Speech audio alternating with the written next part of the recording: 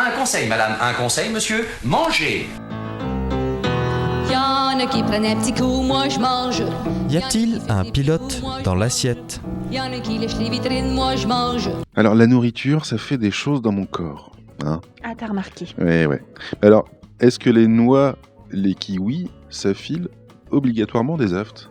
Obligatoirement, non. Les aftes, chez les personnes qui sont sensibles, ça peut effectivement être déclenché par certains fruits oléagineux.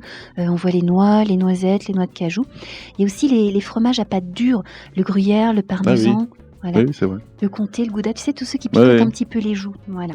On va retrouver certains fruits aussi, l'ananas, le kiwi, les fraises chez certaines personnes. Et puis il y a certaines épices qui peuvent provoquer des aftes.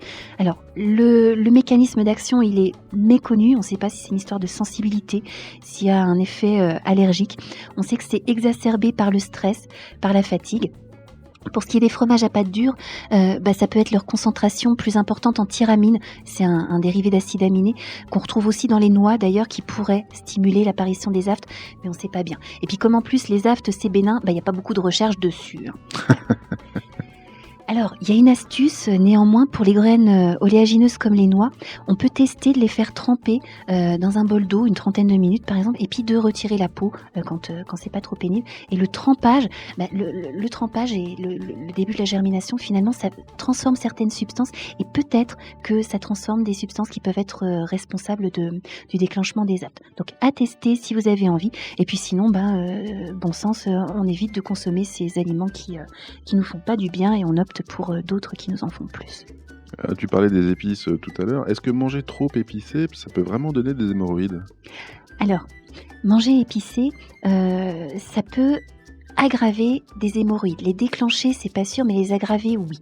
Les hémorroïdes, en fait, c'est un système veineux qu'on a au niveau de l'anus.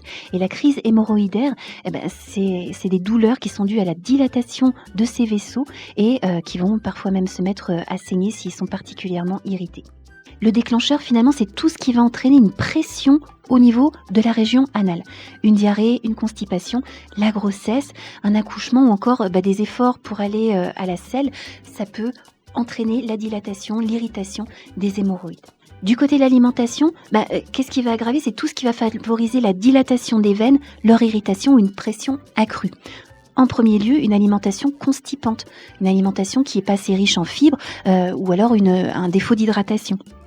Ensuite, pour ce qui est des épices, les piments et les aliments très très très épicés peuvent augmenter l'irritation. On sent que ça brûle dans la bouche quand on consomme ces épices-là. Si on en consomme en grande quantité, les selles vont aussi contenir de ces molécules brûlantes et ça peut occasionner une brûlure au niveau de la zone hémorroïdaire et donc aggraver la crise hémorroïdaire si on y est sensible. Est-ce que manger épicé, ça suffit à déclencher la crise hémorroïdaire ? A priori non. Elles ne déclenchent pas, mais elles peuvent aggraver. Donc si on est sensible, vaut mieux favoriser les épices douces et puis laisser les piments et les épices fortes de côté. Les poivres aussi, tout ce qui contient de la capsaïcine. Moi, ce que je constate souvent, c'est qu'on oublie que les aliments, ils font leur vie dans notre corps. Et puis qu'au-delà de la bouche, au-delà du plaisir gustatif, ils vont se transformer en des substances que nos organes vont utiliser. Ou alors, ils vont même se transformer en substances qui vont venir composer nos organes. Donc, il y a forcément des retentissements. Nos aliments, ils sont faits de molécules qui vont devenir une part vivante de nous-mêmes ou une part utile à notre organisme. Donc, c'est pas anodin ce qu'on mange. Ouais, je comprends bien, Anne. Les aliments, ils agissent dans notre corps, mais alors... Si j'ai du sang dans les selles, est-ce qu'il faut vraiment que j'arrête de manger les coquilles de noix ? Oh mon Dieu.